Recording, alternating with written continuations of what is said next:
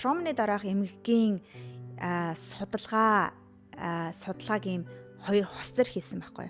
Тэр хос яасан гэхэлэр Niagara Falls гэдэг энэ Торонтогоос гараад Америк руу явж ирсэн. Америк руу машин бариад явж явах явцдаа хосолд ороод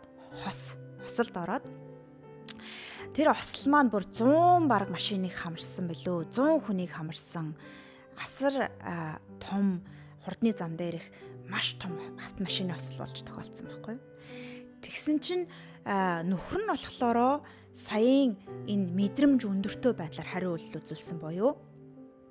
Тэр трома бүхий үйл явдлын дараа хит их мэдрээд боيو амьсгаланд авчтаа маш их хүнд мэдрэмжүүд мэдрэгдээд нөгөө осол аваар чинь дахин бие рүү зүүдээр дурсамжаар орж ирээд асар их түрэмгий, ууртай, хилэнтэй, давшилттай ийм байдалтай мэдрэмж өндөртэй болоод ингээд.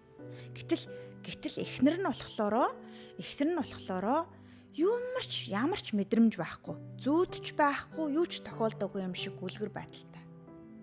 Тэгээ энэ судалгаан дээр тулгуурлаад трома тохиолдох нь ганцхан энэ реакцаар илэрдэг юм байна шүү дээ, троманы илэрц чинь. Энэ юу ч мэдэрдэггүй, юунд ч хариу үйлдэл байдаггүй, юмнаа бүхнээс тасгаарлагдсан гүлгэр байдлаар илэрдэг юм байна. Үүнийг dorsal vagal төлөв гэж нэрлэдэг байгаа. Трома талаас болохоор илэрдэм байна гэдэг жаа.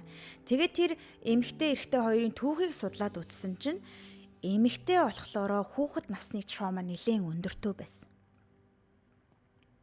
Хүүхэд насны трома нэлээд их байсан. Ээж аав хүчрхийлэл бүхий байдлаар авсгаж хүмүүжүүлсэн ч юм уу, эсвэл хүүхэд насанд нь өөр олон төрлийн үйл явдлууд тохиолдсон. Тэрийгэ даван туулаагүй, тийм ээ, тэрийг одоо ингээд нөгөө тэрнээр эдгэрэл явагдааг байсан.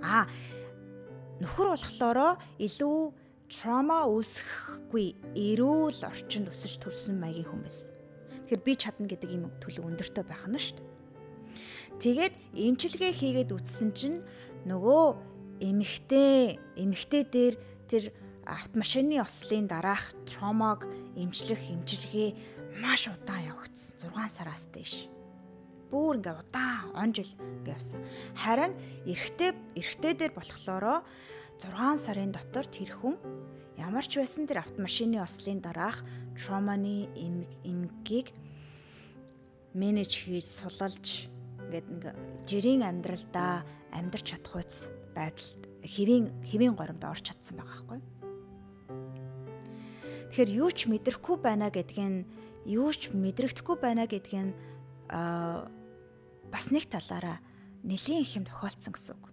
Тэрэндээ туулах, тэрэлүү магадгүй эргэж өнгийж харах биеийн чадамтсал, сэтгэлийн чадамтсал учраас бие чинь таныг хамгаалахын тулд мэдрэмжээс чинь гүн тасалдсан байж болно.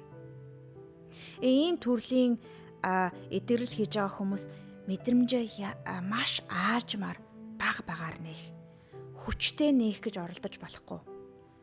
Тэнд бие чинь таныг мэдрэмжээс чинь хамгаалаад байгаа шалтгаан байгаа ахна. Тэр шалтгааныг хүндэтгэх ёстой.